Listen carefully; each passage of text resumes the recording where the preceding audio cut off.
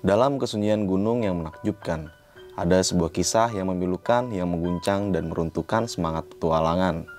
Seorang pendaki yang terjebak dalam misteri yang mencekam, menghilang tanpa jejak di tengah-tengah puncak yang menantang. Kisah nyata ini belum lama terjadi dan dialami oleh pendaki asal Jakarta Timur yaitu Mas Yan, yang dimana harus kehilangan sahabatnya untuk selamanya. Pendakian yang penuh dengan kejadian di luar batas nalar. Mas Yan bersama timnya pada saat itu mengalami tersesat dan masuk ke 2 desa gaib hingga berujung kematian yang tidak wajar.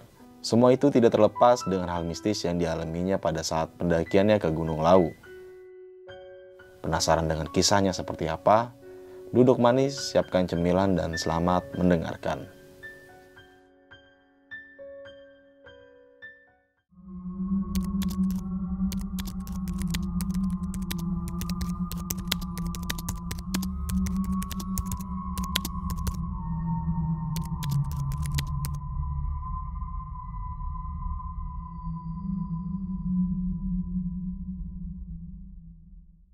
Assalamualaikum warahmatullahi wabarakatuh. Balik lagi dengan gue Indra di Besok Pagi. Sebelumnya gue sangat berterima kasih banget buat teman-teman semua yang sudah menonton, mensupport, dan mendengarkan Besok Pagi sampai saat ini. Semoga teman-teman semua yang menonton dan menyimak video kali ini selalu diberikan kesehatan oleh Tuhan Yang Maha Esa.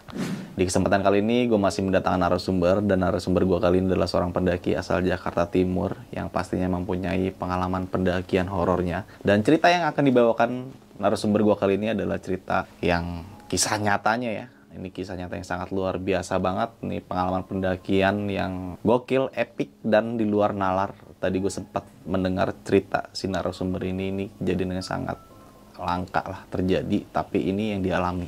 Oke, mungkin kita langsung aja nih sapa narasumber gue kali ini. Halo, Mas Yan, sehat Mas Yan? Halo Bang, sehat. Sehat ya, alhamdulillah ya. Ini Mas Yan ya asal dari Jakarta Timur. Nah, ini pendakian tahun 2020 Mas Yan. Iya, di Januari. Januari. Tanggal 6 sampai tanggal 8. Ini pendakian bersama si A dengan 2 temen. 2 temen lo. Ya, kan di Lawu sebenarnya 4 orang ya. Nah, ini lo berarti ganjil 3 naik ya.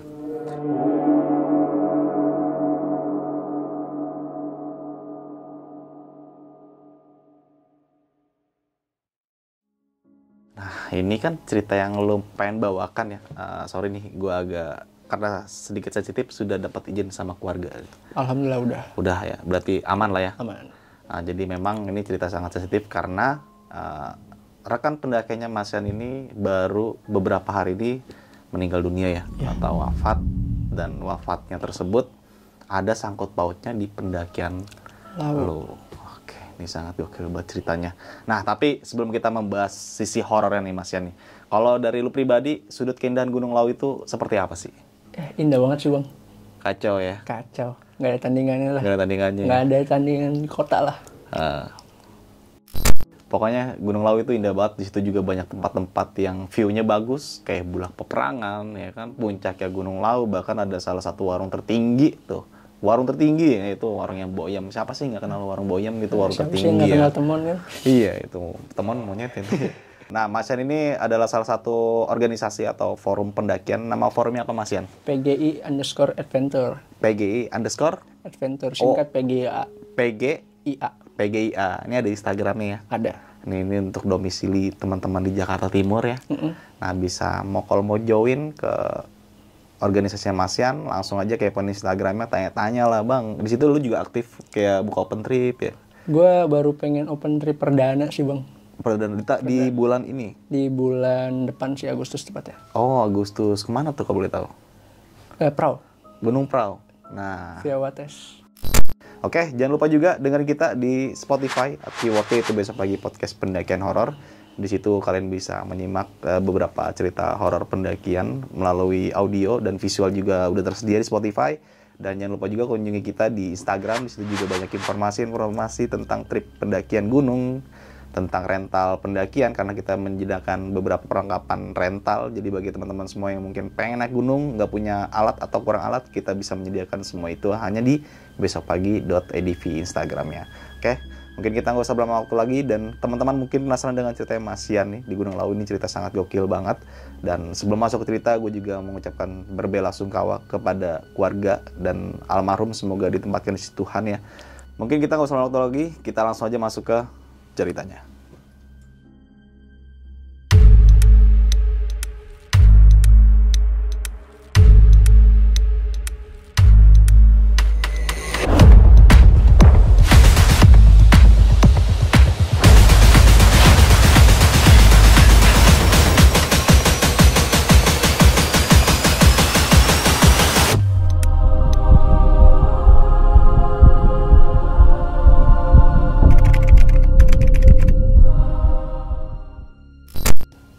Kita jadi berangkat dari tahun 2020, tepatnya di bulan Januari, di tanggal 6 sampai tanggal 8, itu weekday. Kita berangkat dari terminal Kampung Rambutan tuh. Sampai terminal arah ke laut tuh, nggak tahu gue lupa terminalnya apa. Inti dari situ, kita nyampe lah di terminal itu. Dan kita nelpon pihak BC. BC buat jemput kita bertiga. Dijemput lah sama BC. BC itu pada saat itu Mas Arif. BC Mas Arif. Kita jemput lah. Jemput, nyampe BC itu sekitar jam 1-an. Jam 1. Gua dari situ udah mulai janggal, Bang. Karena si A ini setelah makan itu muntah super bau. A ini teman pendakian lu ya? Yang cewek. Oh iya, oke. Itu dia udah muntah di situ super bau yang nggak keluar daripada dia nggak keluar makanan yang dimakan tadi. Jadi dia keluar cairan hitam super bau, dan itu yang nyium bukan gua saja sama si Ali, bukan. Melainkan yang di BC itu nyium semua. Wih, cairan hitam. Cairan hitam. Kental. Dan itu cairan ada. Oke. Itu si A tiba-tiba muntah itu udah mulai firasat buruk dong. Tapi kan karena gua nggak mau bikin panik si A, karena dia kan baru nanjak 2 kali lah intinya. Jadi gua nggak bikin panik, masih bikin positive thinking ya kan. Iya. Masih bikin ceria suasana kan, biar gimana caranya kita tetap nanjak. Singkat cerita kita nanjak lah di jam 3-an. Kita mulai nanjak tuh via Cemoro Sewu. Jalan, ketemu pos 1. Nah, dari pos 1 itu kita ketemu satu monyet. Itu monyet besar banget sih, Bang.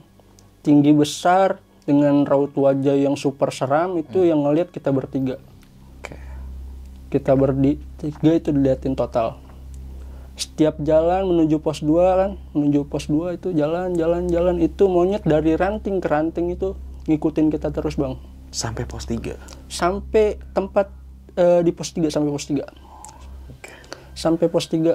Kita jalan-jalan setiap ranting, kan kita berhenti di pos 2. Pos 2 itu masih ngikutin tuh si monyet ini. Si A ini pengen lah buang air kecil, Bang. Iya. Buang air kecil. Kan di situ ada pohon besar ya. Pohon besar di sebelah kiri. Kencing lah miper ke situ.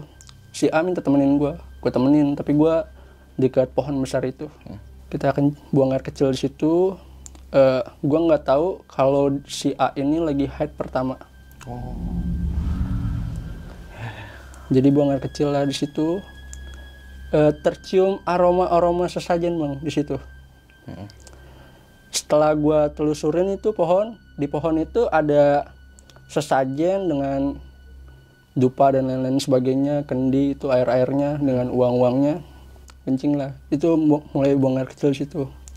Selesai buang air kecil kita lanjut jalan. Mulai lanjut nih.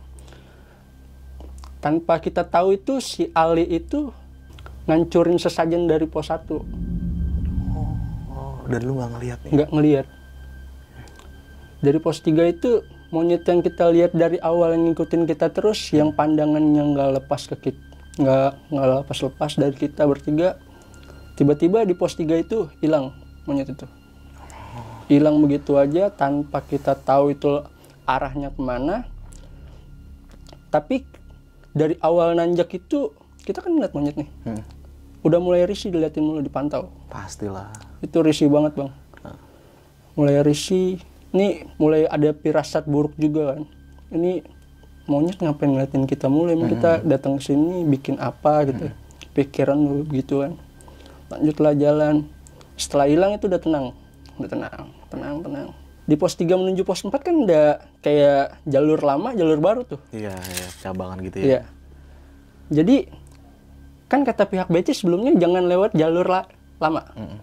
Tapi gue dengan ego gue yang biasanya lewat jalur itu, karena sekarang udah nggak boleh, entah karena longsor atau apa, gue milih jalur yang itu, Bang, yang udah disilang tandanya udah nggak bisa masuk ke situ. Lewat situ nih? Gue lewat situ, gue hancurin silangnya kan. Bukan gue hancurin sih, gue pindahin. Geser lah ya? Ya geser. Gue lewat situ lah. Jalan, masih ketemu jalan tuh setapak. Jalan, ketemu rumputan tuh, rumput. Jalan terus. Gue masih backup nih, kan gue di belakang, si Ali depan. Gue backup yang si A ini, di belakang dia. Jalan. Si A sama si Ali ini ngelihat satu sosok kakek-kakek bongkok gitu. Tapi gue pribadi, gue nggak ngelihat di situ. Ngeliatnya di mana? Di batu, kayak batu besar di sebelah kanan. Ada batu besar tuh, kakek-kakek tua dengan pakaian adat Jawa. Oh, oke. Pakai tongkat Jawa juga, kayak tongkat-tongkat kerajaan lah intinya. Kata si A itu kayak tongkat-tongkat kerajaan. Dia bilang nih, kakek-kakeknya bilang dengan bahasa Jawa ya. Intinya dari bahasa itu, jangan lewat sini. Ini bukan jalan kamu katanya. Kata si A sama si Ali. Karena si A ini bisa bahasa Jawa ya, maksudnya paham sama artinya. Jadi gue mikir dong, siapa yang ngomong? Kagak ada yang ngomong juga ya kan. Jadi gue lanjut jalan aja, jalan, ketemu rumput tuh, rumputnya udah tinggi, udah rumput tinggi lah intinya. Kita jalan, nyampe itu jalan nggak ketemu, udah bukan nggak ketemu jalan lagi bang. Blank gitu. Blank, udah nggak ada jalan intinya. Kayak rumput-rumput doang.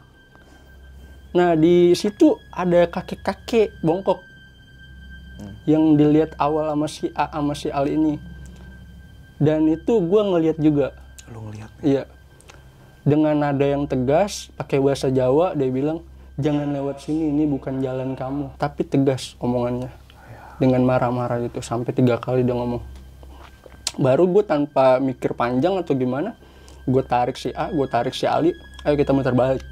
Ini bukan jalan kita. Wah, kacau ya. Karena si kakek-kakek itu dengan tongkatnya itu udah marah ya. Udah numbukin kayak gitu. Gue mikir tuh emang bukan jalan gue. Gue jalan, baliklah ke tempat awal itu. Yang persimpangan ini? Iya, persimpangan. Kan di persimpangan itu kayak pertigaan gitu. Ada tebing gitu. Kayak batu-batu lah intinya. Situ kan awal kita masuk situ, gue lihat situ kan ada sesajen. Sesajennya itu pas gue nyampe situ udah hancur bang. Hancur? Iya, baru tahu gue di situ hancur, berantakan, dengan dupa yang mati, terus kendi yang isinya air udah berantakan, kemana tahu. Uang yang awalnya gue lihat itu nggak ada. Gue nggak tahu siapa yang ngambil. Gue nanya dong, kan gue nanya sama si Ali, Li, lu ngeliat uang di sini nggak? Kata dia, nggak ngeliat bang. Jadi gue langsung lanjut jalan lah. Udah kita nggak usah mikirin itu, gue gituin kan. Jalan kita ngelewatin jalur baru tuh. Walaupun jalurnya lama sih, itu landai emang, nggak terjal. Walaupun itu kalau jalur lama kan terjal, tapi cepet nyampe ke pos 4. Kalau ini agak landai tapi muter ya. Iya, muternya terlalu jauh. Jalan. Kan itu dari pos 3 ke 4 itu gue udah kena malam bang. Udah kena malam. Sekitar jam 7:30. Jalan. Ketemulah ke pos 4. Alhamdulillah tuh nyampe pos 4. Tapi sebelum nyampe pos 4 itu teror full. Ada satu wanita yang cekikikan di atas gue bang. Di tempat camp lo? Di atas pohon, bukan di tempat ini. Sebelum nyampe camp. Sebelum gue diriin tenda itu ada, kan istirahat dulu tuh, malam tuh. Capek lah minum ya kan. Minum. Di atas si A ini ada satu sosok wanita cantik lah, cantik banget bang. Si wanita itu kakinya gini. Kayak gitu-gituin kaki. Gila. Itu ngelihat semua. Kita ngelihat begini dong. Iya, ada cewek cantik. Ya kan, kita langsung bilang gitu kan. Ih, cantik banget. Ngapain di atas, Neng? Gue gituin kan. Serius lu? Gue gituin, Bang. Ngapain di atas? Cantik banget ini. Turun, Neng. Ya kan. Tapi tinggi banget, Bang, pohonnya, Bang. Gue bingungnya itu malam-malam dia nanjak dari mana, naik dari mana gitu kan. Dari situ kan udah nggak nyaut tuh cewek. Kita noleh sedikit, itu kan buang muka sedikit, ngobrol lah sama si A sama si Ali ini, ngobrol. Pas tengok ke atas lagi, itu si wanita cantik udah nggak ada. Wah, gokil sih, parah. Dari situ ada suara cekikikan cewek, kayak kuntilanak lah gitu. Ketawa. Langsung merinding, langsung kita lanjut jalan. Setiap kita jalan tuh ketawa itu terus. Sampai kita diriin tenda. Nggak takut loh waktu itu? Gue pribadi awalnya masih belum percaya bang. Masih ya, gue datang sini dengan tujuan yang baik. Gue niatnya pengen have fun ya kan, sama si Alin niatnya mau have fun dan lain sebagainya kan. Gue juga nggak ganggu dia ya kan, nggak ganggu sejenisnya lah intinya. Gue jalan, sampailah di pos 4. Kita diriin tenda di situ bang, diriin tenda 2. Dan gue itu satu tenda sama si A, karena si A nggak berani kan. Si Ali sendiri diriin tenda, tapi samping-sampingan. Kita istirahat, udah diriin tenda istirahatnya. Dari situ mulai makan masih sekitar jam 9-an itu. Yeah. Udah makan. Selesai makan kita tidur mutusin. Tapi gue pribadi masih tidur ayam bang. Iya sih, di gunung ya. Iya. Karena gue mikir masih, ini kok cewek tiba-tiba hilang gitu aja. Oh, lu kepikiran berarti? Kepikiran iya, makanya gue tidur ayam.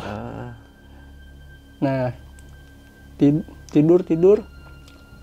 Si A ini sekitar jam 12 malam itu tiba-tiba bangunin gue. Bang. Anterin gue buang air besar ya bang. Kata dia gitu. Ya udah. Gue ajak lah ke naik sedikit dari tebing itulah. Dari bukit itu. Naik sedikit. Kan ada pohon besar tuh situ. Ada rumput-rumputan panjang lah. Gue gali dulu tanah-tanah situ kan. Gue gali. Selesai gali gue melipir lagi. Buat ngejauh dari si A ini. Dari situ dia nggak jadi buang air besar bang. Dengan langsung tiba-tiba, bang, ayo bang, turun aja. Dengan kondisi muka pucat. Oke. Pucat banget, bengong mulu. Terus jalan juga udah pucat, udah dingin juga tangannya. Gue pegang dong tangannya, takut hipo kan mukanya pucat. Jalan yaudah kita turun. Balik lagi ke tenda, nggak jadi buang air besar. Kita tidur lah situ. Dari tidur itu, si A ini tiba-tiba kan udah tidur nih. Tiba-tiba ngigo dengan kata, jangan bawa saya gitu bang.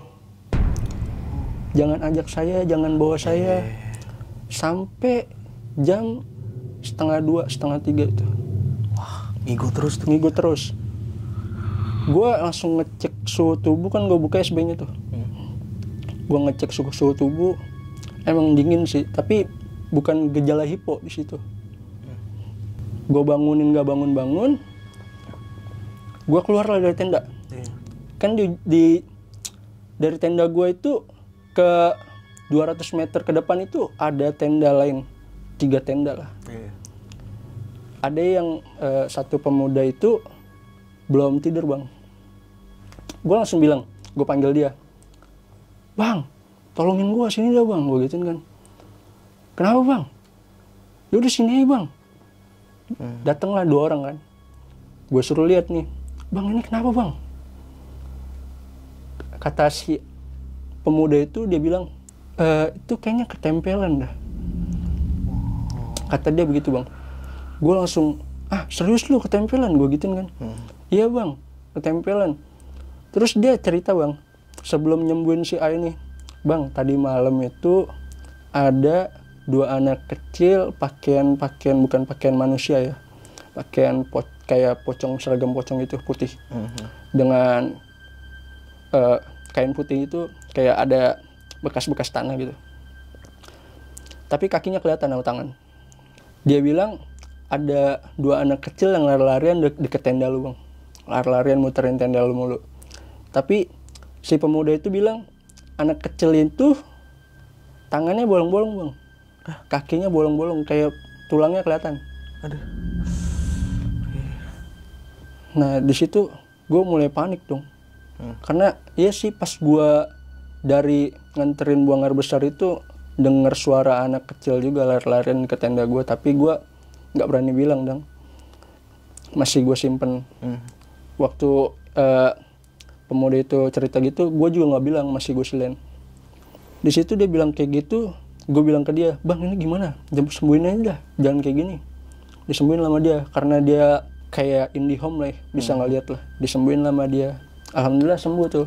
Sadar, gue bangunin, gue kasih teh kan, teh hangat, sembuh, balik lagi tidur.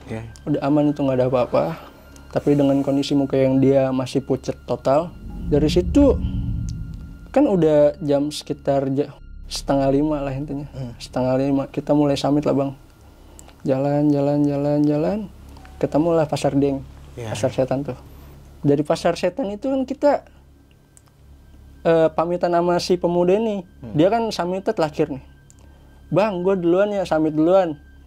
Kata dia, oh ya udah, hati-hati kata dia. Gue langsung mikir ke depan, hati-hati kenapa nih? Gue gitu kan, langsung mikir ke situ, hati-hati kenapa nih?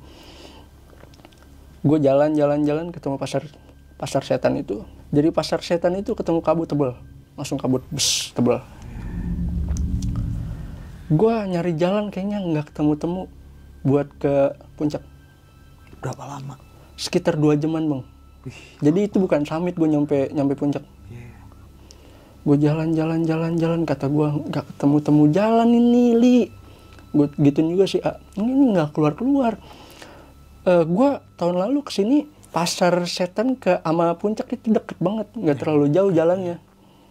Tapi ini kok nggak keluar kita. Kabut juga nggak hilang, terus tuh kabut tebel banget. Itu bukan kabut yang biasa pada umumnya bang, tebel banget itu kabut. Tapi nggak ada angin, kabut doang. Jadi kita jalan sampai kita mikir, Li, lu kan bisa ajan lulusan pesantren. Kita ajan yuk. Gue gituin kan, kita ajan tapi bersaut-sautan. Lu barat, gue timur. Jadi gue saut-sautan tuh, ajan barengan, iya. Gue ajan, mutusin ajan di situ. Udah selesai ajan, kabut hilang, jalan baru kelihatan. Itu jalan baru kelihatan, kita muncak lah. Dari puncak itu tiba-tiba kita ketemu sama pemuda yang awal tuh, yang pamitan gue pamit. Dia bilang, lah bang, kok lu baru nyampe? Gue nggak cerita apa-apa situ. Alasannya? Gue bilang ketemu kabut bang, gue nggak kelihatan jalannya. Entah nyasar sedikit apa gimana, gue gituin kan. Gue jalan sampai puncak, digituin kan. Ketemu dia, terus dari situ foto-foto lah kita. Karena si A ini juga baru pertama kali kan. Gue turutin lah foto-foto yang awalnya gue juga ogah lah ke situ. Buat mau nggak mau ya? Mau nggak mau lah nurutin si A. Dari situ kita mulai turun lagi bang. Itu sekitar jam 8-an lah. Jam 8 kita turun. Ketemu kabut lah. Di Pasar Setan lagi. Ketemu kabut. Kabut itu setengah jam lah. Kita ketemu kabut itu. Nggak ketemu jalan lagi. Gila. Nggak ketemu jalan lagi di Pasar Setan. Dari situ udah mikir aneh-aneh tuh. Kok ini kita kayak gini mulu? Kenapa? Emang kita salah apa di sini? Kita buat apa di sini? Kenapa kita diginiin mulu kan gue ituin? Iya sih, benar. Terus karena si A ini dengan ini masih ceria, udah bang kita mungkin emang kena kabut aja kata dia. Ya udah, setengah jam baru kabut hilang. Jalan lagi, balik ke tenda. Dari tenda itu sekitar jam 9 kita mulai makan duluan, ngabisin logistik lah intinya. Kita makan, kita mulai packing lah, buat packing turun. Kita nggak ada niatan buat lintas atau gimana, nggak. Kita mulai turun, dari situ kejadian total teror. Kenapa gue bilang teror bang? Karena dari pos 4 ke pos 3 itu menurut gue deket, nggak terlalu jauh. Karena kan kalau turun kan lebih cepat ya, lebih cepat. Jadi gue turun. Dari situ gimana ya? Ke pos 4 balik lagi ke, kan udah 3 nih. Menurut gue itu pos 3. Tapi kata si Ali, bang ini pos 4 lagi tempat kita camp masih ada tuh. Kata dia, masih ada bekas kita tenda kita di situ. Masih ada bekas-bekasnya inilah intinya. Sampai berapa kali ya? Intinya 2 jam lah kita. Balik lagi ke situ, posisi ke situ. Dari 4 ke 3, 4 ke 3 lagi, 4 ke 3 lagi gitu. Nggak ketemu pos 3 gini. Jadi kita kayak dibikin keder dulu tuh, muter-muter di situ. Kacau. 4 ke 3 sampai 2 jaman bang. Dari situ tiba-tiba kabut tebel. Terus kabut yang gua lihat di Pasar Setan. Sama persis tebelnya. Dengan angin yang nggak ada angin menurut gua sih. Iya. Tinggal Nggak kabut terlalu doang, kencang lah ya. Kabut doang. Kabut tebel. Gua ngeliat satu pendaki, bukan satu sih, itu 3 pendaki. 3 pendaki jalan dari belakang gua bang. Dari belakang si Ali lah, bukan gua. Iya. Jalan. Gue pakai senter kan, gue kedip-kedipin nih, emergensi jatuhnya kan. Oh berarti ini udah malam jatuhnya? Belum, pagi. Oh iya, oke. Emergensi kan jatuhnya, kedip-kedipin. Headlamp gue pakai, gue kedip-kedipin juga kan, pakai sineram biru tuh, gue kedip-kedipin. Senter yang di tangan gue kedip-kedipin juga, emergensi dong. Sambil bilang, bang, tolongin gue gituin kan. Ini gue nggak ketemu jalan, gue gituin kan. Kagak ini bang. Jadi 3 pendaki itu yang kita lihat udah deket, tiba-tiba kita panggil itu kayak nggak ada gitu, kayak nggak ngerespon gitu. Oh. Jadi kita kedip-kedipin gitu, Li, kedip-kedipin aja terus lah headlampnya. Dikedip-kedipin tuh sama dia, sama si Ali, sama gua. Kata gua, ih pendakinya kalau lama-lama jauh. Makin jauh. Nah udah mulai deket lagi nih bang. Jarak setengah jam lah, udah mulai deket lagi. Tapi dia melipir ke kanan. Iya. Yang menurut gua kalau mulai naik itu jalur jurang itu bukan jalur yang semestinya gua lewatin, tapi dia lewat situ. Gua langsung mikir dong, Li, udah kita ngikutin dia aja. Ada jalur emang bang. Jelas tuh jalur tuh. Iya jalur jelas, gua videoin juga itu. Dari situ jalan. Kok kita jalannya lama-lama, jalan setapak tapi rapet bang, lama-lama jalan setapak terus kita ngikutin aja terus sambil kita manggil 3 pendaki itu. Kenapa dia nggak nyautin kita? Nengok pun enggak. Walaupun kita ngikutin dia kan, ngikutin terus. Ini padahal jarak gua sama pendaki 3 itu nggak terlalu jauh bang. Berapa meter kira-kira? Kita sekitar 5 meteran lah. Nggak iya. Tuh. Tapi kita terus panggilin kagak nengok-nengok. Kita senterin terus, nggak ini. Kayak nggak ngerubis kita gitu. Iya. Kita panggil lah. Terus kita kan kedip-kedipin senter tuh. Dia itu pendaki 3 itu tiba-tiba lama-lama jauh. Padahal kita kan jalan sama-sama jalan ya. Iya. Nggak ada tempat pos buat berhenti. Jalan. Dari jalan itu kok pendaki yang 3 itu lama-lama jauh banget gitu kan. Li, gue giniin kan ke si Ali sama si A. Udah kita percepat jalanan, kita ikutin terus gue ikutin tuh sampai ketemu jalan besar bang. Itu menurut gue bukan jalan menuju Cemoro Sewu sih. Kemana? Kayak masuk ke desa yang bukan desa gue, bukan alam gue. Jadi gue jalan ke situ, jalan ketemu jalan besar tuh. Jalan terus, jalan. Dari situ jalan besarnya tiba-tiba kan ada kayak rumah panggung gitu. Rumah panggung tuh, rumah yang udah dulu lah, zaman dulu. Kayak rumah-rumah Padang gitu. Iya. Intinya panggung gitu. Rumah-rumah panggung ada 2 situ, kan depan belakang, depan-depanan. Gue jalan mendekatin rumah itu dong, otomatis kan. Alhamdulillah ada rumah, gue gituin kan. Iya. Ada rumah nih, kali bisa tolong kita kan. Ada warga setempat yang bisa bantu kita buat keluar dari sini. Gue jalan, udah deket nih sama rumah itu. Melipirlah kita ke rumah sebelah kiri. Rumah yang depan satunya tuh. Bentuknya sama tuh? Bentuknya sama bang, nggak ada bedanya. Itu kondisi jalan tertutup daun-daun kering. Tapi jalan kelihatan jalan besar. Tapi kondisi itu, jalan itu daun-daun kering ada di mana-mana. Dan anehnya itu rumahnya kayak nggak kerawat gitu bang. Kayak saung-saung gitu, sarang laba-laba. Iya. Ada di setiap sudut. Setiap bagian itu ada. Dan itu rumah juga kayak nggak diurus atau gimana. Kita ketok-ketok dong. Assalamualaikum. Nggak ada yang nyaut juga bang. Tapi Gua sama Ali kan ngetok. Gua denger itu di dalam itu ada suara lari-lari anak kecil tuh. Iya. Gua dengerin, gua ketok-ketok terus dong. Gua pikir tuh dalam ada orang tuanya. Masalahnya kan ada suara anak lari-lari, berarti kan ada orang dong. Gua pikir situ. Gua ketok-ketok. Assalamualaikum. Nggak nyaut-nyaut kata gua. Kan di pintu itu ada kayak selak lah buat ngintip. Selak. Li, coba lu intip dah. Ali nggak berani bang. Ya udahlah, lu kan nggak berani. Sini gue ngintip, gue gituin kan. Gue intip ya. Gue intip jarak dari pintu ke orang yang anak kecil lari-larian tuh deket banget bang. Berapa meter? Sekitar 2 meteran lah. Deket banget. Dan lu ngeliat nih? Ngeliat kakinya. Itu kaki lari-larian. Gue ketok-ketok terus dong. Iya. Li, sini lu lihat dah. Ada kaki Li, deket banget. Masa nggak nyautin kita sih? Gue ketok. Ah, kagak nyaut. Bukan orang kali, kata Ali gitu. Nyeplak dia langsung. Bukan orang kali. Ah, ya juga ya. Masalahnya kagak nyaut gue gitu kan. Gue pindah dong ke rumah depannya. Gue ketok nih.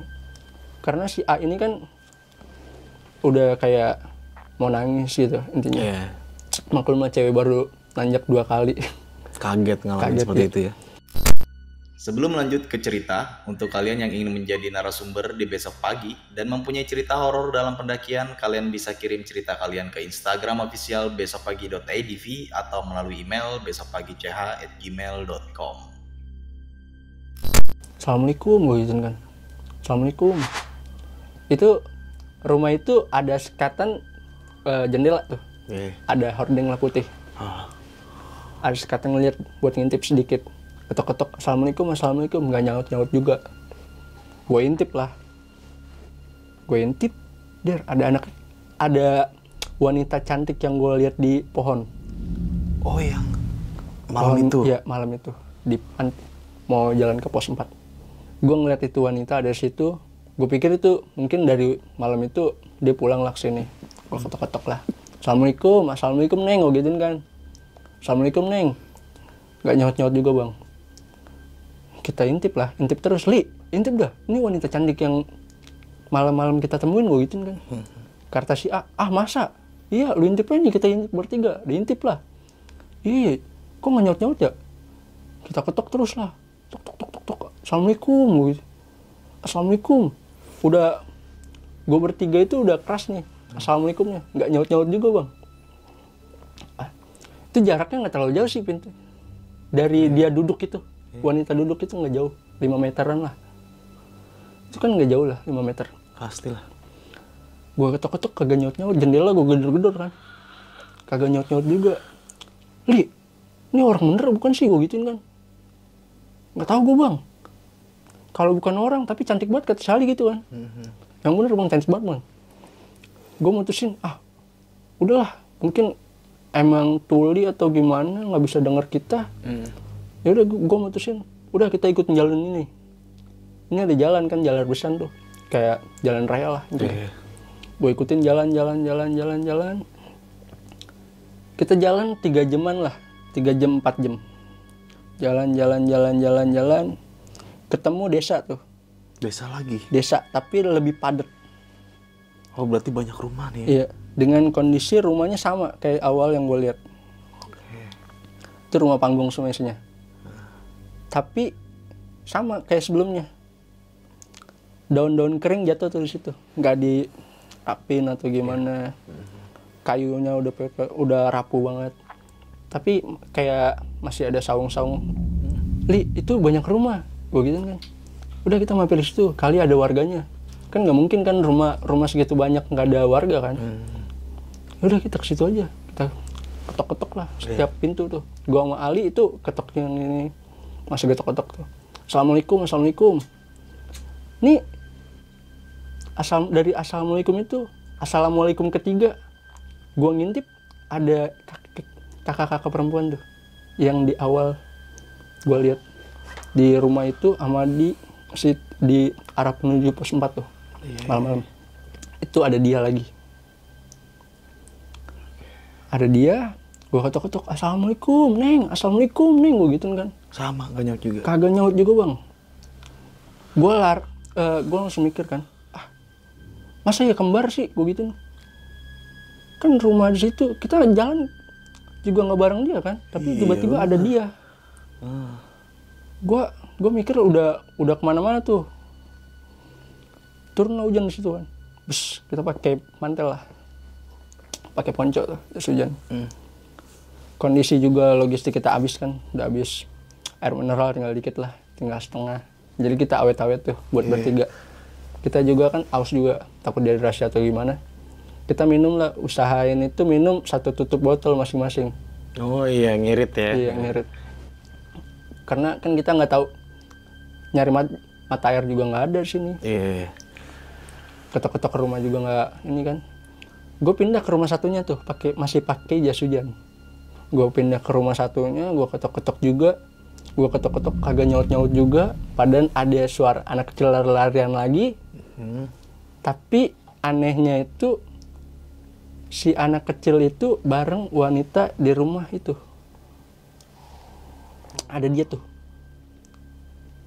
Dengan kondisi yang udah nampakin wujud aslinya. Anak kecilnya yang baru gua lihat, yang si abang-abang itu cerita kakinya bolong-bolong kan. Dia bilang itu yang 2. Gua nggak lihat itu. Benar. Si Ali ngelihat, si A ngelihat. Waduh, kacau. Si A langsung tiba-tiba mukanya kembali pucat sebelum kayak pas dari buang air besar itu. Kembali seperti itu. Gue tanya dong, lu kenapa? Gue gituin kan. Gak apa-apa bang, kata dia. Serius gak apa-apa? Gak apa-apa bang. Tapi dia langsung balik ke Carel tuh. Kan Carel maksudnya udah terlalu pegal lah bang. Kita balik ke Carel, dia si A ini. Gue tetap ketok-ketok. Assalamualaikum, gue gitu. Gak ada sautan. Tiba-tiba si Ali ini ditunjuk sama si perempuan cantik itu yang udah nunjukin wujud aslinya. Terus si 2 anak kecil ini nunjukin wujud aslinya. Nih ketiga ini nunjuk ke si Ali. Nggak tahu gue apa maksudnya. Tunjuk aja gitu. Tunjuk ke dia dengan raut wajah yang kayak udah kesel sama si Ali gitu. Intinya udah kesel banget. Nunjuknya ke Ali doang, nggak ke gue berdua nih sama si A. Nunjuknya ke Ali. Li, lu kenapa sih ditunjuk gitu? Tuh gitu kan. Nggak tahu bang. Dia masih belum jujur situ bang. Nggak tahu bang. Serius lu nggak tahu? Tuh gitu kan. Lu jangan-jangan ada buat hal-hal yang ini di luar dugaan gue ya. Gue langsung mikir situ dong. Karena dia nunjuknya ke si Ali doang. Dari situ jalan, udah mulai jalan lagi nih bang, jalan. Dari situ gue ketok nih setiap rumah.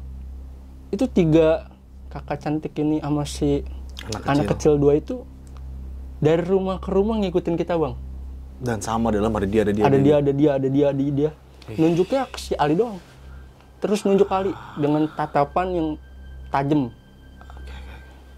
Terus nunjuk ke dia, ke Ali. Gue tanya, Li lu kenapa ditunjuk mulu? Nggak tahu.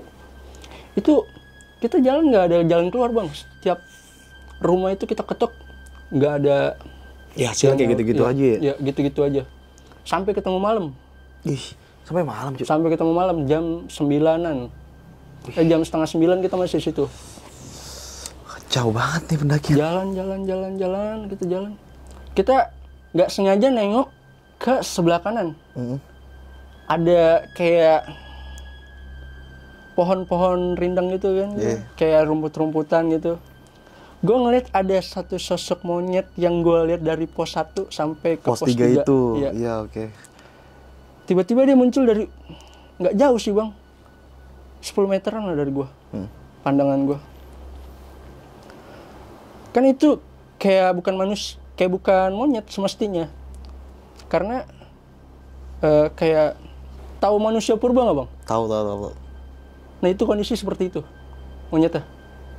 Lah, gede dong berarti. Iya emang gede. Itu gue bertiga ngeliat itu dari itu, makanya dari situ gue ada mulai risih. Dari awal pendakian itu kita mikir dong, monyet itu ada di sini.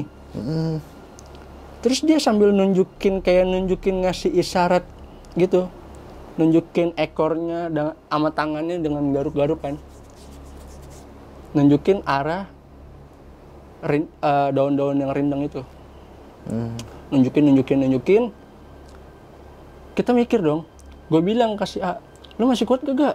Kalau kagak kuat, carrier lu gue bawain. Karena gue tahu dia bilang kuat-kuat aja, muka udah pucet kan.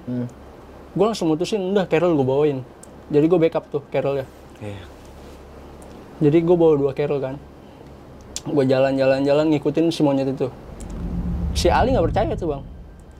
Ngapain sih ngikutin monyet? Kata dia. Itu frontal bang ngomongnya. Ada kata kasarnya. Ah, tai lu kata dia gituan.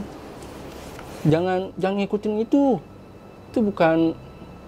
Ya kali kita masuk ke kayak rumput-rumput gitu. Itu bukan jalur kata dia. Udah ikutin aja. Itu kayak ngasih isyarat kita, gue gituin kan. Si A ini langsung setuju dong, si A yang si cewek ini. Udah kita ikutin aja. Si Ali nggak mau tuh bang. Kita ikutin aja terus setiap jalan itu si monyet itu kayak ngikutin dari setiap jalan. Tapi ngasih kayak petunjuk gitu ya. Ngasih petunjuk gitu. Jalan. Dari intinya jam 9 malam kita udah keluar dari itu. Jalan. Nyampe lah, ketemu pos 3. Pos 3 tapi Pos 3 Gunung Lawu. Iya, kok balik tapi, pos 3? Gue mikirnya, lah ini pos 3-nya beda kata gue. Bukan pos 3 Cemoro Sewu. Gue nanya dong, kan ada pendaki tuh. Kayak pendaki udah nggak bawa carrier intinya. Gue tanya, bang, ini jalur mana? Kata pendaki itu, ini Ceto bang. Wah, Ceto, serius lu gue gitu? Ceto bang. Gue naik dari Ceto, ntar juga turun dari Ceto kata pendaki itu, ya kan? Si A udah lemes langsung joprak der, gue juga lemes dong. Iyalah kacau itu. Gue langsung jauh banget kita ngelintas, jauh banget ini. Kan kalau dipikir logika ini nggak masuk akal bang. Asli, nggak masuk akal. Nggak masuk akal karena beda kecamatan. Beda kota juga itu. Iya, beda punggungan juga lagi. Iya. Kita jauh banget itu jalannya. Dan itu kata pendaki itu, bang, terus ya mukanya pucat banget. Udah sini, bawa ke tenda gue dulu. Emang kondisi itu pendaki itu deket sama pendaki itu camp. Jadi dikasih minum lah. Karena kita kan kausan. Kondisi air juga udah habis total. Kita di situ minum. Kata pendaki tuh, mau gue temenin gak bang, turun? Gak usah bang, gue gituin kan. Karena gue juga apal lah jalur Ceto, gue gituin kan. Jalan, gak ada kata istirahat bang. Ali itu, yang gue lihat dari awal itu awalnya, itu bukan Ali bang, menurut gue. Maksud lo? Dia, raut wajahnya udah bukan Ali. Sifatnya sifat kecewe-cewean. Manja gitu. Iya manja. Carrier minta dibawain ya gue otomatis dong. Carrier gue bawain. Gue taruh depan. Carrier si A kan di belakang carrier gue tuh. Iya lu tumpuk gitu. Carrier dia lu taruh depan begini. Iya. Jadi 3 carrier gue bawa. Wah. Ya udahlah kita turun lah. Turun. Sampai pos 2. Sampai pos 1. Selamat lah kita kan di Ceto. Pihak Ceto itu Posimasi kan masih ada Posimasi tuh. Masih ada orang situ lah intinya. Dia nanya, bang, kok muka lu pada pucat banget bang? Gak tau bang, udah gue lemes banget. Si A tiba-tiba nyampe Ceto pingsan langsungan, blek. Langsung pingsan total. Dibawalah ke BC situ. BC Ceto, gue lupa BC-nya apa namanya. Intinya salah satu BC. Terus pihak BC itu nanya kan, bang lu naik dari mana kata dia. Gue naik dari Cemoro Sewu bang. Ah serius lu, jauh banget ini kata dia gitu kan. Iyalah kacau. Gue nggak tahu bang, gue ketemu sama desa itu kayak rumah panggung itu bang. Dan gue nemu jalan setapak, gue ngikutin nama pendaki 3 pendaki. Terus pihak BC itu bilang, lu ngeliat pendaki 3? Ngeliat bang, cewek sama cowok ya. Jadi cewek 1 kan? Iya bang. Kok lu tahu bang gue gituin kan? Karena kan kondisi walaupun gue lemes, Gue Masih ingat lo ya? masih inget. Serius lu bang? Iya serius. Kata dia, bang lu serius ngeliat? Di mana kata dia? Di pos 3 Cemoro Sewu. Terus dia melipir ke kanan bang, yang bukan jalur gue gitu. Tapi gue ngikutin dia. Karena kita ketemu kabut tebel banget di Cemoro Sewu itu, nggak ketemu jalan keluar, jadi pos 4 ke 3, pos 4 ke 3 aja. Nggak ketemu-temu, gue ngikutin lah ke dia. Kata dia, ah lu serius? Emang kenapa sih bang? Gue gitu kan. Kata dia, kata pihak BCS itu pendaki yang hilang di Cemoro Sewu bang. 3-tiganya belum ketemu sampai sekarang kata dia. Serius lu bang? Tahun kapan itu? Dia bilangnya sih antara 2001 ke 2002. Dia bilang kayak gitu, nggak ketemu-temu sampai sekarang jasadnya. Kata dia. Gue langsung lemes dong situ. Belak langsung udah nggak bisa ngomong apa-apa. Iyalah. Terus si Ali ini kan sifatnya kecewa-cewan tuh. Dia langsung gini. Iya, soalnya si Ali ini ngancurin sesajen gitu. Gue langsung melek situ. Langsung bangun dong gue tegak. Pengen gue tonjok lu bang ternyata. Kata ditanya dong sama BC. Serius lu ngancurin sesajen? Iya, dari pos 1 sampai ketemu pohon besar, sampai ketemu persimpangan, semua sesajen itu dihancurin semua, terus uang-uangnya diambilin semua, kata dia gitu. Oh, berarti suara cewek bang, suara cewek, ya? iya, intinya suara cewek. Terus gue, terus si Ali ini kan cewek nih, dia bilang ini, iya soalnya si Ali ini pengen numbalin si mbak ini, kata dia, nunjuk ke ini yang pingsan. Wah, gue langsung tambah marah dong, karena kan gue sama si A kan keluarga nih jatuhnya. Gue marah dong, pengen gue tampol bang, ternyata bang, karena pihak BC bilang kan ini bukan dia. Gue nggak tahu dia masih kondisi yang belum alinya, tapi dia udah ngomong gitu, gue replikan, langsung banting Carol semua. Carol 3-3 gue lepas. Pengen gue pukul tuh. Gue pukul, ada beberapa oknum lah di Ceto. Misain, jangan bang. Jadi gue niatnya pengen mukul si Ali kan, jadi mukul oknum Ceto. Oke. Jadi mukul oknum situlah intinya. Gue pukul lah dia. Gue pukul. Intinya gue berantem aja. Jadi ke dia, ngelampesnya. Dari situ ditahan lah kita 2 hari nggak boleh pulang. Iya, si Ali ini jadi diinterogasi dulu. Gua sama si A ini nggak diinterogasi karena bukan kesalahan gua. Tapi kan gua di situ kan maksudnya gua yang masih sehat lah, nggak terlalu drop gitu. Jadi gua bisa backup si A. Si A ini kondisinya belum sadar bang dari pingsan itu. Belum sadar. Kata pihak BC Ceto itu dia bilang, gimana mau sadar kalau uangnya nggak dikembaliin, minimal kembaliin dulu. Uang yang dihancurin, yang diambil sama dia. Kan dia cerita kan, bukan dia ya, itu bukan alinya. Si wanita itu cerita bahwa uangnya dihancurin ya kan, diambil-ambilin, lupa-lupa dihancurin kan. Jadi si Ali itu kan sadar langsung, sadar. Pihak BC itu nyaranin lu kembaliin uang itu. Gue balik lagi, tapi bukan via Cemoro Sewu karena terlalu jauh. Jadi gue naik lewat Ceto. Kata pihak Ceto, setiap ketemu sesajen udah lu taruh uang situ.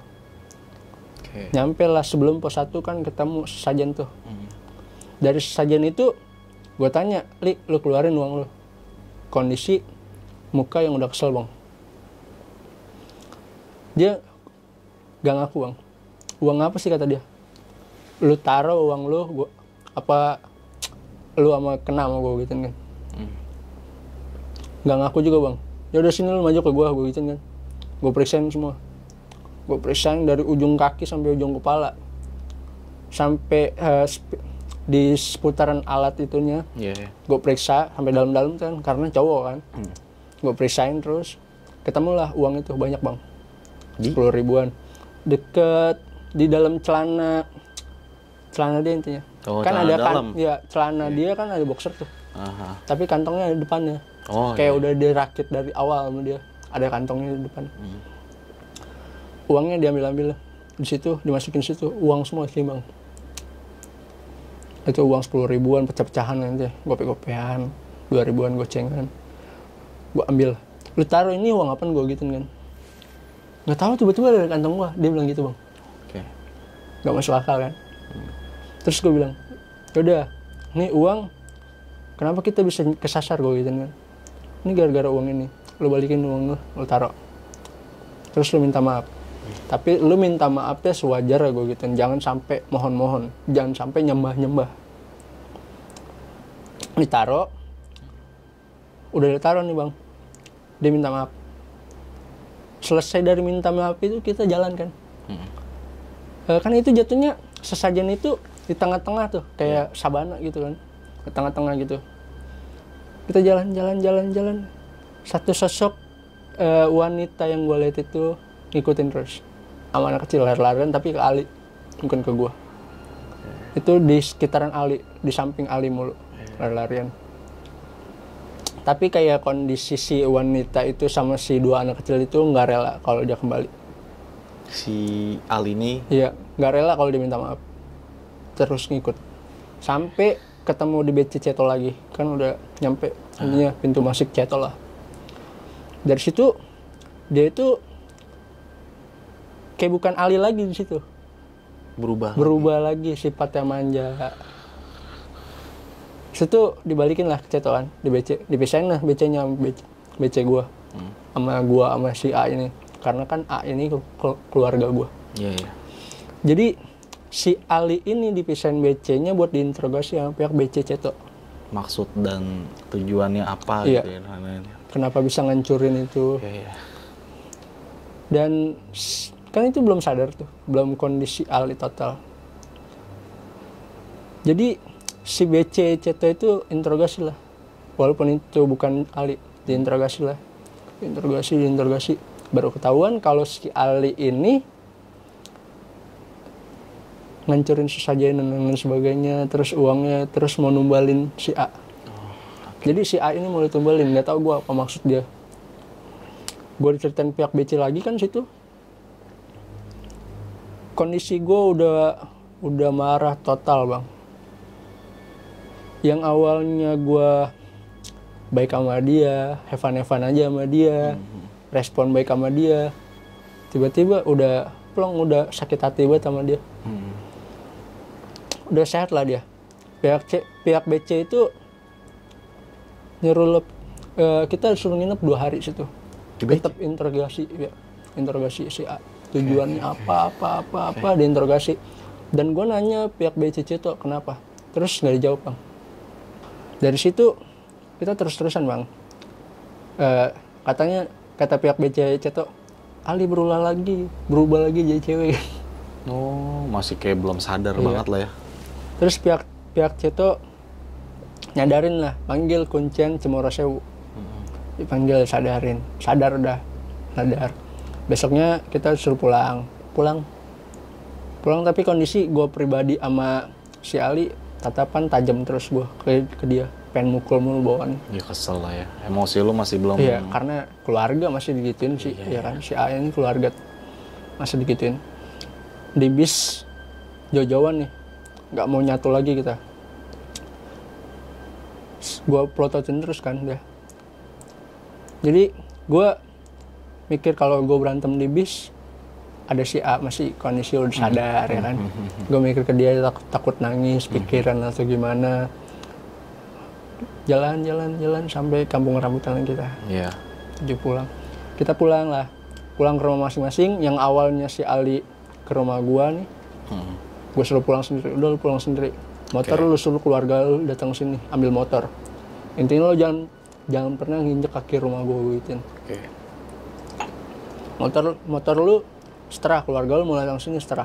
Gue evanin, gue respon dengan baik lah. Ali masih bingung kan, bang emang kenapa sih, kenapa gue nggak boleh ke rumah lu pikirnya sendiri gue gitu kan. Jalan, kita jalan, ya udah nyampe rumah kan, udah kita mencar sama si Ali. Gue pulang duluan, nyampe lah di rumah. Dan pas nyampe rumah kan, nyampe pintu rumah. Iya. Di pintu rumah gue kebetulan mak gue itu nanam pohon daun kelor tuh. Oh iya. Mak gue bilang, Yan, terus si A kan masih keluarganya sama gue, jadi tinggalnya satu rumah sama gue. Yan, kamu kesini bawa 2 anak kecil ganteng sama cantik katanya gitu. Anak kecil yang dimaksud itu anak kecil yang Lalu masih diikutin. masih diikutin. Katanya, kata mak gue, anak kecil ini nggak mau lepas dari A. Oke. Nggak mau lepas dari A. Mak gue kan bisa lah intinya. Disabetin daun kelor. Keril, gua, terus si A disabetin terus baca lah intinya. Setelah dari disabetin semua, si ini 2 anak kecil ini tiba-tiba hilang bang. Udah tenang lah. Iya. Emang dari perjalanan gitu kita udah nggak tenang. Gua pribadi sama si A ini nggak tenang katanya. Kata si A ini di bis kan, waktu di bis, bang, ini kayak ada yang ngikutin kita sih. Dia udah mikir gitu bang. Tapi gue pribadi kan emang sih ada yang ngerasa lah, ini yang ngerasa ada yang ngikutin. Tapi kan gue nengok nggak ada yang ngikutin bang. Dari situ kan udah ditanganin lah sama ibu gue. Dari situ udah disuruh mandi lah, udah Carol cuci langsung. Intinya jangan ada nih Carol sama ini pakai pakaian kalian, jangan ada yang masuk kamar. Berarti taruh luar semua nih. Iya, taruh kamar mandi biar cuci sama ibu gue. Oh, oke. Dicuci lah. Yang anehnya itu dicuci itu kan biasanya kotor-kotoran emang. Iya. Coklat-coklatan gitu, kotor-kotoran intinya. Itu kata emak gue, kata keluarga gue ya, keluarga gue pribadi, itu bau muntahan si A ini kecium. Wangi buruk itu, bangke intinya, bau bangke gitu. Dari pas nyuci, masukin cucian tuh, pakaian si A ini dimasukin cucian, mesin cuci, itu ngambreng satu ruangan rumah gue. Ngambreng, semuanya cium keluarga gue, nyium semua. Dari situ dibaca-bacain, hilang lah tuh tiba-tiba, hilang tuh, udah hilang, udah nggak ada aroma itu, udah aman dari cucian itu. Terus jarak ini kan si Ali kan ini ya, udah disadarin dan lain sebagainya. Intinya udah sadar lah. Jarak 2 minggu dari jarak kan udah nyampe rumah nih. Udah nyampe rumah. Malam pertama itu, setiap malam itu si Ali berubah jadi cewek bang. Kata keluarga si Ali. Ini udah sampai rumah ya? Udah nyampe rumah si Ali. Itu keluarganya Ali itu telepon gua. Bang Rian, ini anak saya kenapa, kata maknya. Gue ceritain dong, bla bla bla bla bla. Terus tujuan dia kayak gini ke si A, gue gituin kan. Maknya langsung istighfar, doa astagfirullah, nggak percaya lah maknya gitu kan, nggak percaya kalau anaknya ngelakuin itu. Ya udah gue gituin kan, nggak percaya kan, lihat aja gue gituin kan. Nah dari situ kan maknya nggak percaya, langsung tutup telepon. Itu jam 12 malam anaknya minta sesajen. Sesajen. Kayak dupa itu harus ada. Kalau enggak dia marah-marah kayak gitu, kayak kesurupan total. Marah-marah, suara cewek intinya. Dari situ terus tuh bang, terus dibeliin lah sesajen kembang 7 rupa gitu kan.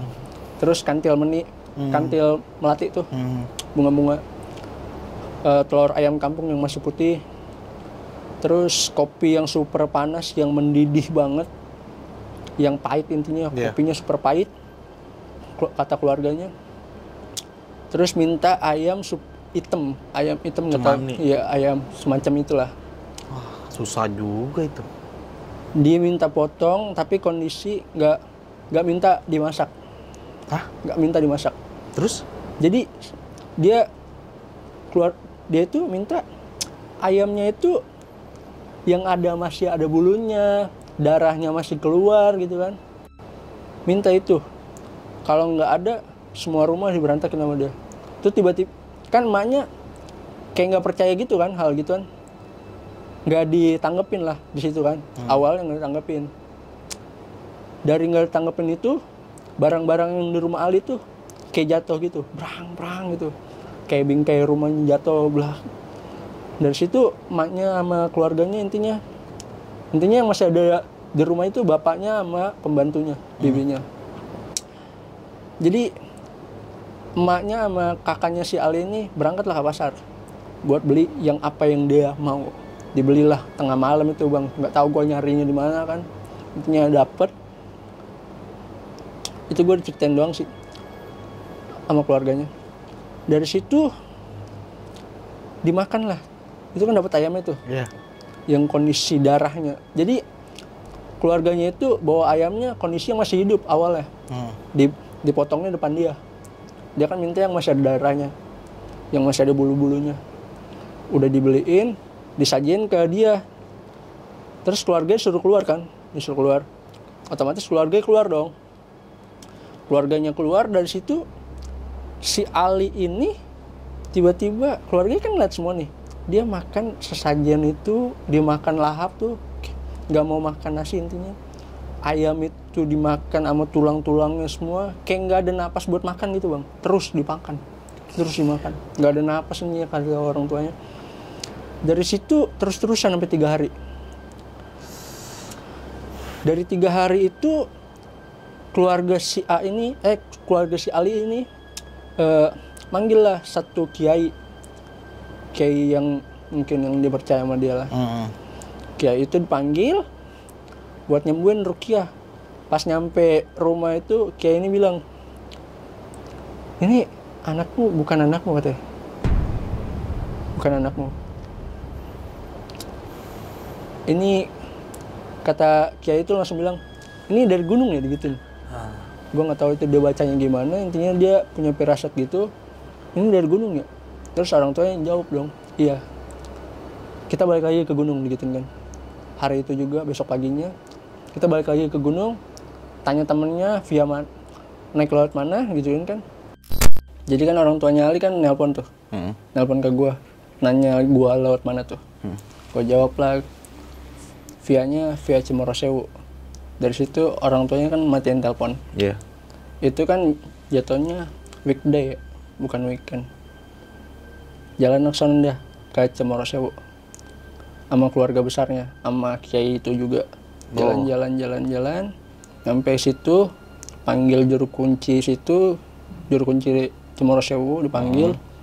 Juru kunci Cimorosewu itu udah tahu kejadian ini. Iya. Oh ini yang kemarin kata gitu. Itu videonya ada sih bang, tapi udah gue hapus sih karena nggak bisa kepencet. Di play nggak bisa. Nggak bisa. Oke. Jadi datanglah dipanggil juru kunci itu, dipanggil suruh nyembuhin karena nggak bisa. Setiap sesajen kan ada sajian. Disuruh sembuhin dari sajian yang pertama dari pos 1 sampai ketemu kita camp. Terus dari situ disembuhin pertama di pos 1 hilang lah, di pos 2, pos 3 sampai ke pos 4. Intinya setiap ada sajian yang dipecahin sama dia kan semua tuh. Iya. Pokoknya harus disembuhin lagi ya. Okay. Disembuhin semua. Sesajen dibalik-balikin semua. Intinya kembali seperti semula lagi, walaupun udah ada sesajen, tapi ditambahin sesajen buat permintaan maaf dan lain sebagainya. Udahlah dari situ si Ali mulai disadarin ya, sama juru kunci disambut amas kiai juga doain ruqyah. Dari situ mulailah mereka kayak nyambuin gitu. Udah sembuh. Si Alinya ketika udah sembuh bilang, lah kok gue ada di sini bang, kok ada keluarga gue kata dia gitu. Oke. Kok ada kalian, terus Mas Yan sama si A mana kata dia. Kan Keril gue sama dia kata dia, kata si Ali ini, Keril gue ini sama gue. Jadi kondisi yang dia sadar itu nyangkanya dia masih nanjak bang, masih turun. Iya. Jadi selama itu bukan Ali yang nyampe rumah itu ya. Iya, bener. Dari situ udah sadar, udah kata orang tuanya sama keluarganya, udah Masian sama si A udah pulang ke rumah, kamu juga udah pulang ke rumah. Enggak kok, kita masih turun tadi, kata dia gitu. Kita masih turun dari rumah panggung, kata dia. Dari situ, kata dia, kita di situ masih, kata dia. Enggak, udah pulang, kata keluarganya gitu kan. Dari situ udahlah, ya udah kalau udah pulang, kata dia, alhamdulillah gitu kan. Pulang. Jarak 2 minggu bang, udah nyampe rumah nih, rumah Ali. Jarak 2 minggu, setiap malam Jumat itu si Ali berulah sama. Jadi si wanita ini kayak nggak mau ngelepasin si Ali. Mungkin karena udah fatal banget yang dia perbuat, yang dia lakuin di Gunung Lawu via Cemoro Sewu, udah fatal banget. Jadi terus ini nama si sosok ini, si wanita ini terus nempel ke dia.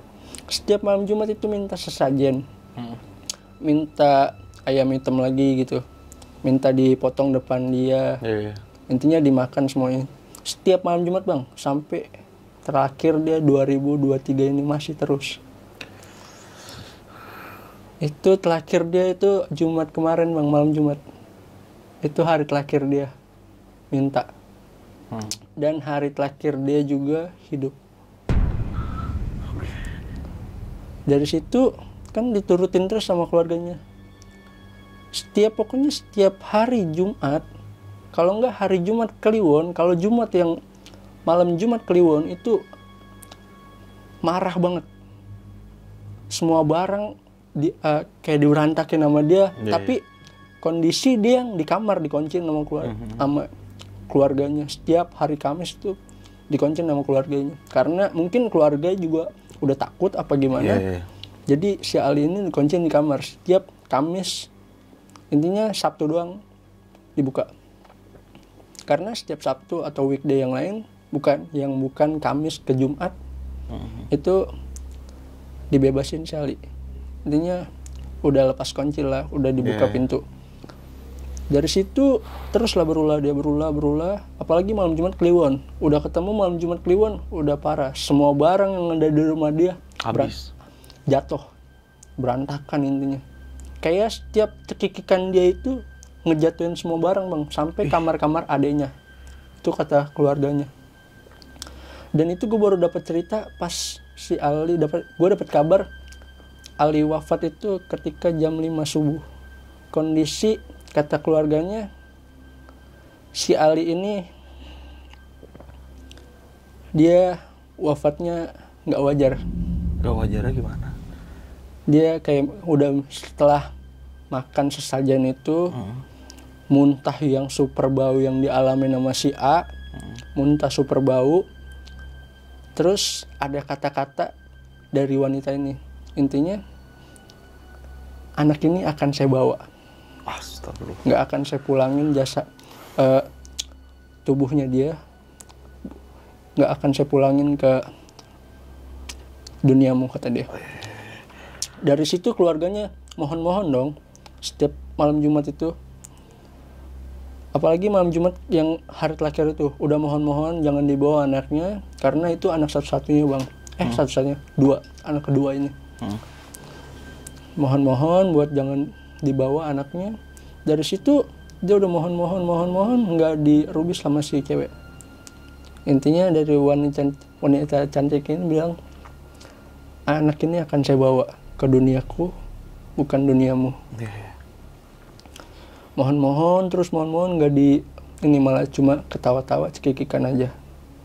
Dari situ udah orang tuanya kayak udah ya udah pasrah gitu. Iya, udah pasrah. Mungkin udah kesalahan fatal juga, udah terlalu fatal juga.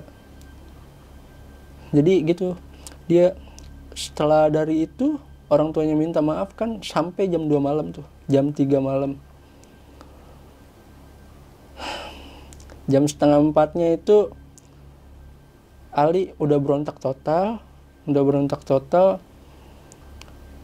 Terus kondisi wafatnya kayak tangannya yang nggak bisa dibuat giniin, kayak nggak bisa buat ngerapet gitu. Jadi tangannya itu kayak tangan-tangan Kaku. nunjuk, tapi nunjuknya ke tubuh dia sendiri.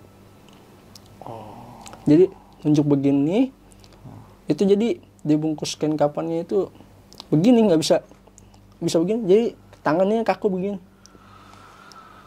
nunjuknya ke dia tetap.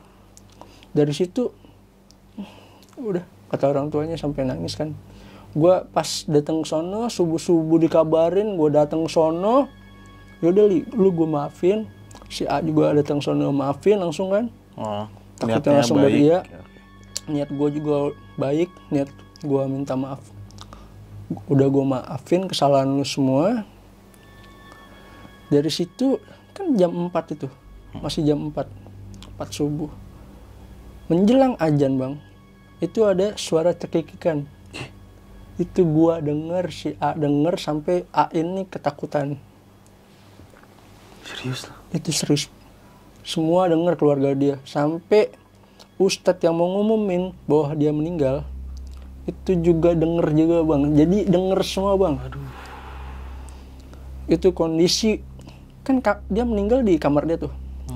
Kamarnya kondisi wangi, harumnya harum kembang 7 rupa lah intinya. Terus wangi kayak wangi ayam-ayam yang dia makan gitu. Amis gitu ya? Iya amis. Terus dia gimana ya? Setelah wafat itu kan tangannya nunjukin dia gini. Di kain kapan juga begini, nggak bisa ditekuk begini, nggak bisa semula kayak orang. Terus kakinya juga yang satu kayak orang buat nendang, jadi nggak sepenuhnya Lurus? Kayak ini yang dia lakuin mungkin, kakinya kayak gini nunjuk. Iya. Jadi kan orang tuanya kan udah kondisi kaku nih, udah meninggal. Jadi bapak dari si Ali ini ngedirin lah si Ali. Oh mungkin ini kondisi dia waktu nendang dupa di situ, sesajen di situ. Jadi kakinya kayak nendang begitu bang. Kondisi kakinya begitu. Oke nendang lah, kayak nendang bola gitu intinya. Ngerti. Kakinya kayak gitu, udah kain kapan. Jadi kan biasanya kain kapan pada satu makanya. Ini jadinya belinya berlapis-lapis bang. Iya, karena 3 lapis karena itu ya. buat nutupin semuanya kan. Jadi sampai kita diumumin itu dari menjelang mau masuk ke liang itu gangguan total lagi bang. Gangguan apa lagi? Itu ambulannya tiba-tiba mau ke tengah jalan. Kan nguburin dari Depok. Iya. Itu ambulannya berhenti di tengah jalan. Yang awalnya mesinnya nggak apa-apa, kata supir ambulan, tiba-tiba mati. Jadi si jenazah ini dipindahin ke ambulan satunya. Kan drivernya, berarti sempat dipindahin dong? Iya, drivernya itu nelpon temennya. Iya. Ganti ambulan. Diganti, jarak dari mendekatin makam itu jenazahnya kayak gimana ya? Pindah posisi dari posisi yang begini kan. Itu dia pindah posisi yang kayak ngangkat keranda. Jadi gimana ya? Iya, ngerti. Ngangkat keranda, jadi kerandanya ya keangkat dikit. Iya. Terus kok jalan sedikit mobil ambulannya mati bang. Mobil yang kedua kali nih ya? Mobil yang kedua kali mendekatin kuburan jarak 100 meter lah. Jadi mau nggak mau ini kan udah nelpon semua kan. Kejadian juga di luar dugaan, tiba-tiba dari pindah ke ambulan ini, ambulan satunya hidup nih tiba-tiba. Setelah dipindahin ya. Ambulannya itu hidup kembali. Nyusul lah ambulannya. Mau pakai ambulan lagi nggak usah kata keluarganya. Udah kita bopong aja. Jadi dibopong nih? Iya, semua motor nih. Jadi kan ada yang pakai motor, ada yang pakai mobil kan. Iya. Jadi nggak ada yang pakai mobil, nggak ada yang pakai motor. Tinggal semua di tengah jalan. Di pinggir jalan itu, arah ke makam. 100 meter lah dari makam. 100 meter, nggak nyampe 300-an. Jalan kaki lah kita. jalan kaki. Di makam itu tiba-tiba gerimis bang. Gerimis yang mungkin gerimis ya, hujan nih, berhenti lagi, hujan lagi, berhenti lagi, hujan lagi gitu, terus-terusan ganti-gantian gitu. Dari itu dikubur lah dia kan. Setelah dikubur, malam pertama setelah dia dimakamin, suara Ali itu ada di kamar Ali. Tolong gitu kata keluarganya. Kan yasinan nih.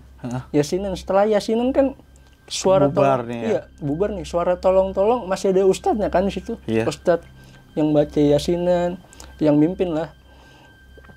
Ada suara kata tolong. Dicariin lah suara itu dari dalam kamar Ali.